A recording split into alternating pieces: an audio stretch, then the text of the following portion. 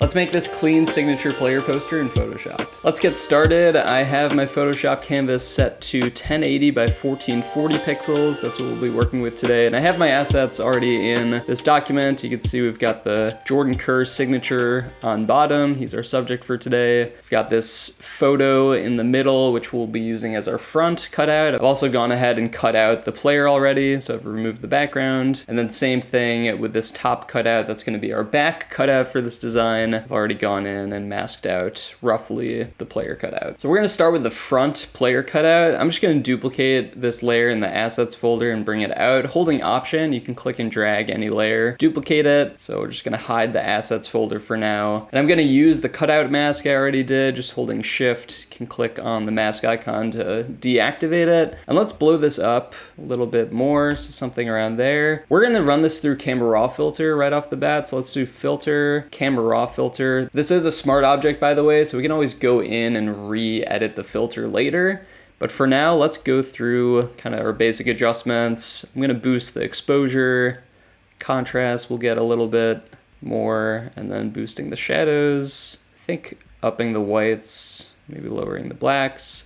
Go into your effects. Texture and clarity, always a nice touch for some contrast. Don't want to go too much, but something subtle is always good. And then detail, I like to do a little bit of noise reduction just to kind of smooth everything out. For certain poster styles, we're gonna go with like a very clean, smooth, sleek look for this one. So I feel like some noise reduction makes sense here. And then going into color mixer, I want to desaturate any of the colors we don't need. So because we're just worrying about the player cutout, we can take the greens and go into the saturation, just bring them all the way down. At yellows, we could see, I guess we could desaturate the yellows. Sometimes the yellows are in the skin tones as well, so I just want to take a closer look.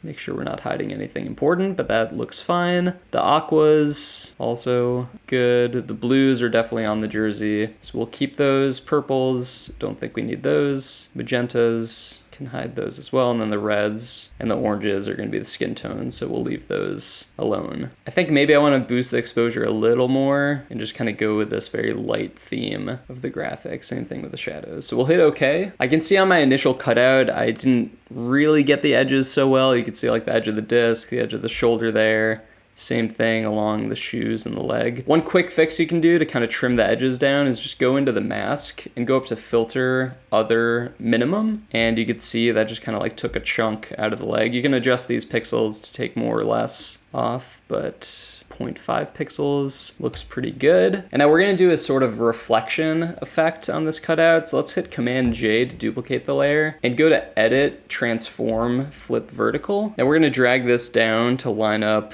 with our subject's feet. And you can tell, obviously, this is not perfectly lined up. So there's a few things you can do to kind of tweak this and make it a little more accurate. You can hit Command T to transform, and holding Command, click and drag from one of these corners to kind of distort the reflection a little bit and make the feet a little bit closer lined up. So this works okay. We could also bring up our grids if we're just hiding that reflection layer. Command apostrophe will pull up your grids.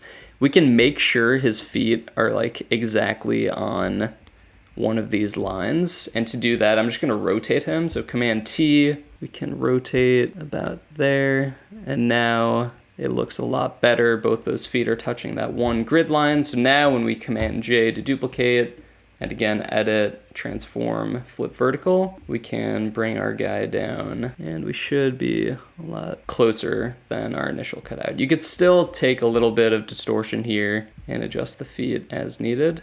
So we'll stick with this as our reflection. Let's put our reflected layer in its own group, just holding Shift and clicking the group icon down at the bottom. And then putting a mask on this group with the mask icon, you can go to your gradient tool, G is the shortcut, and let's just pick a black to transparent gradient. And we're gonna click and drag up from the bottom of the reflection to kind of create this soft, gradual fade. And you can adjust these points as you need to. Let's group our reflection and the cutout into the same folder, and we'll just call it small cutout. I also want to boost the skin tones up a bit. So on the small cutout folder, let's drop a selective color layer and clip it to the layer below by holding Option, hovering in this space and clicking. And now with the reds selected, we can bring down the cyans, move them toward the red value, and maybe we up the magenta a little bit, see what the yellow does, something like that. And we can play with the other colors too, like maybe the blues we want to brighten a bit, kind of move them towards the yellow, and play with the luminance using this black slider. I like a slightly lighter, brighter blue. So you can just see it before and after the selective color, just some subtle color tweaks. Now because we're using a white background, I'm also gonna drop on an inner glow to our cutout. So if you go to your effects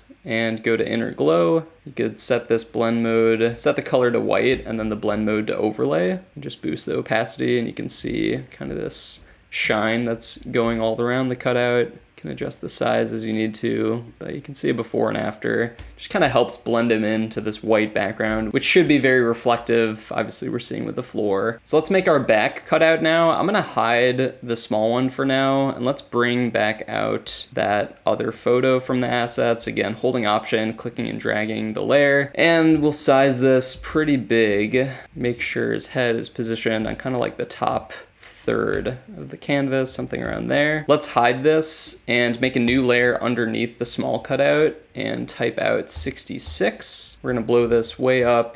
Now let's take our big photo and clip it to the 66. So I'm just gonna drag it down, and then again, holding Option, hovering in the space and clicking. And now I'm gonna hit Command J to duplicate this layer. And let's reactivate the mask by holding Shift and kind of activating our player cutout. We can now put this cutout in its own group. So holding Shift, clicking the group icon. And now if we hold Command and click on the 66, text thumbnail, we'll see it has highlighted or selected the 66 path. Now we can just click our mask icon on our player cutout, and we've now masked our cutout to the 66 number. The reason why I did it this way is so that we can now brush back in any parts that we want showing of this cutout. So if we zoom in and go into our layer mask here, we can brush in white, hit B for the brush tool. Let's go with a hard brush, and we'll set the flow up to 100. And we can just click to bring back in the rest of our player's head. And now for this neckline, I'm gonna start brushing in and line it up exactly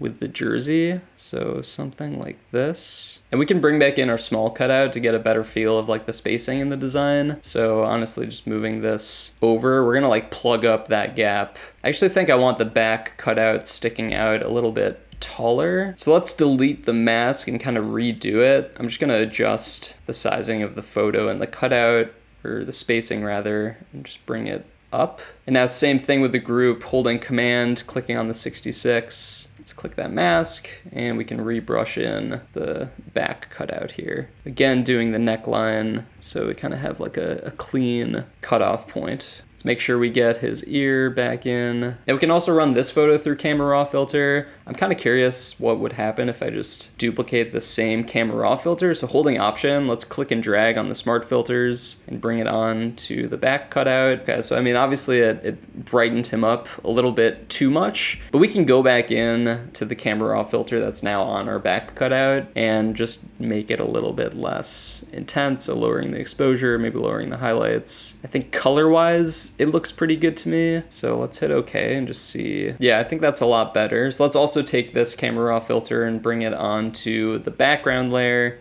Holding Option, clicking and dragging. I'm gonna put a filter just affecting the background on the 66, so not our main cutout, but the photo behind him. So let's go into our adjustment layers and go to gradient map. I'm gonna clip this to the layer again, holding Option, clicking in the space between layers. And I'm gonna switch this color. Instead of going from black to white, we're gonna go from blue to white. If you just eyedropper the blue on our front cutout's jersey, we can do this lighter blue, I think, and give a lighter vibe to the whole thing. And then we can always adjust exactly how the gradient map looks on the layer below too, if we want to like more or less gradual, more white or more blue. And the last thing I want to do with this back cutout is just match the colors a little bit better to the front one. So we can do a selective color layer. Let's collapse this folder, bring up our adjustments and selective color. Again, clipping this layer so it's only affecting our cutout.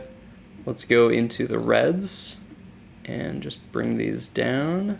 And I'm just looking at this front cutout and trying to match the skin tone. And then same thing with the blue on the jersey. Let's go into the blues. We made that more of like a cyan on the front cutout, so let's try to mimic that. So that feels pretty good to me. I think the only other thing I want to do is just brighten the eyes a little bit. You can bring in a curves layer, same thing, we'll clip it to the layer below and just boost this midpoint, and then we'll invert the mask, Command I. So now we have a black mask, and anything we brush in white is gonna reveal itself. We can go back to a soft brush and just brush in on the eyes, just on like the whites and the eye color. Really pops them out. I think I want to tone it down a little bit so we can go back into our curves layer, just bring that down. You can also play with opacity if it was too strong of an effect. So the composition's almost done here. I do want to bring everything down a little bit. I know I'm going to have some text at the top. So let's just select everything, all of our layers, holding shift, and just move everything down. And now let's go back into our assets and bring in the signature. Again, holding option, clicking and dragging. We'll bring this, well, we can bring it to the front of everything. Let's bring it behind the small cutout, but in front of the back one, and just Command T to transform. I'm gonna bring this way up. I also change the color to one of these yellow colors. So let's go to our effects, color overlay, and instead of the actual Salt Lake yellow, we'll stay consistent with just the yellow that's on the logo. I think let's bring this up a little bit. I mean, I like the overlap with the back image, but I also like it kind of sticking out. Maybe something around here kind of feels like in the middle of overlapping with the 66 and getting its own white space. Now for our top text, let's make a new layer and just type out, we'll do something real simple. Jordan Kerr, we're gonna hit space. If you hold option, hit 8, that's gonna make a bullet point. We'll do that. And then Salt Lake Shred is team. We're gonna bring this font size down to 28. And just center justifying everything by holding Command, hitting A, and then with the Move tool selected, can click that icon up at the top. Now for this font color, I want to use the blue that's kind of in this background, so let's eyedropper this and go to your swatches and find that blue. And then going up to my grids, let's make this like a 3-box margin from the top. And so I'll have to move everyone else down a little bit more. We can do that. And I'm also going to space out this font at the top, and we can center it, and again re-center justify just to make sure everything is nice and even. Feels pretty good. We can move on to our finishing effects now. So I'm going to make a new folder on top of everything. We'll call it finishing. Let's start with a curves layer. Just go into your adjustments, curves. I'm going to up kind of the midpoint, make everything a little bit brighter. We can also drop a point about 1/4 of the way up and bring up the black point, kind of give it this matte finish. So something like this. And then I'm also going to make a new layer. If you hit Shift Delete, you'll get this 50% gray fill box. Can hit OK. Filter, convert for smart filters, then filter, noise, add noise. This will just add some grain to the whole thing. We'll do 6%, set the blend mode to hard light, and the fill to 50%. And then I also, underneath the grain, I want to add a color lookup.